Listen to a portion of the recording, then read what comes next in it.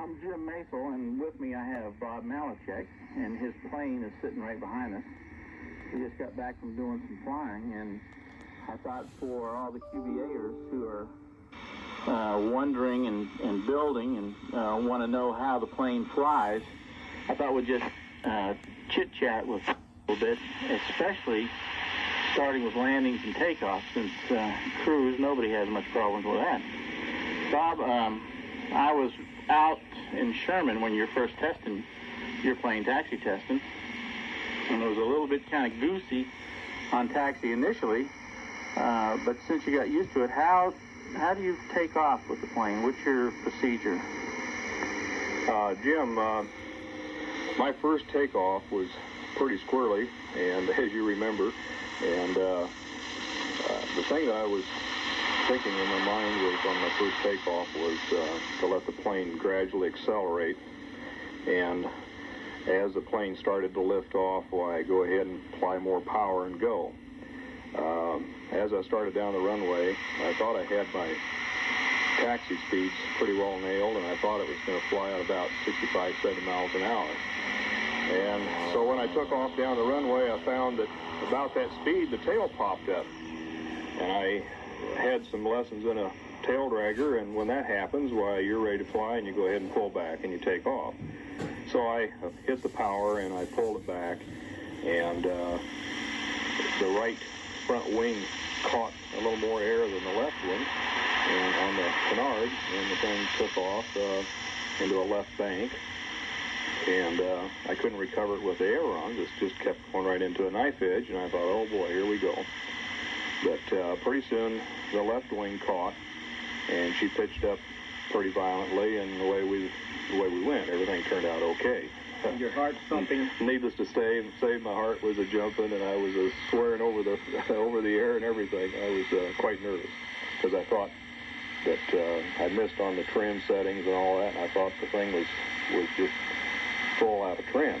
But what had happened was I finally found out that over several flights, I finally realized that this plane is a lot different than a normal tail dragger in the fact that you got to have your airspeed up on the runway before that canard will fly off. You got to let the canard fly off first. What I do is take off, apply full power, and I pull the stick back about halfway and just let it sit there. And pretty soon the mains will come off, and they'll kind of bobble a little bit on each side. Then all of a sudden it'll pitch up and take off. And at that moment you have to release the back pressure, and like you would a Mooney aircraft, for example, and just go on about your takeoff. The other thing that I should note that you should keep in mind is with one person in there, the reflexor needs to be up in the air somewhat, not neutral. And when my first flight, I had it in a neutral position, and that provides too much lift for one person on takeoff. Your first takeoffs, I recommend that you get your plane in the aft CG mode, and I recommend that you put 30-40 pounds of weight in the back baggage compartment. Keep that plane in its aft CG range, and I think you'll be a lot better off. With two people in the aircraft, I set the reflexor in its neutral position, and that allows the main canard, and the whole aircraft to levitate off at the runway at the same time.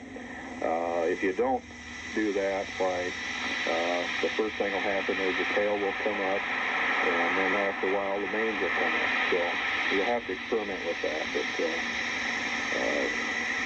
takeoffs are, the rudder pedals are real sensitive. It takes very little movement, very little pumping on to get them to do something.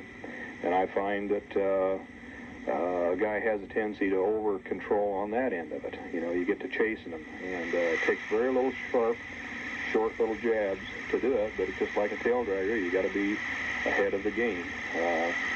Just outguess it. You can kind of feel it go one way and give it a little bit the other. I hope I've covered some of the landing techniques.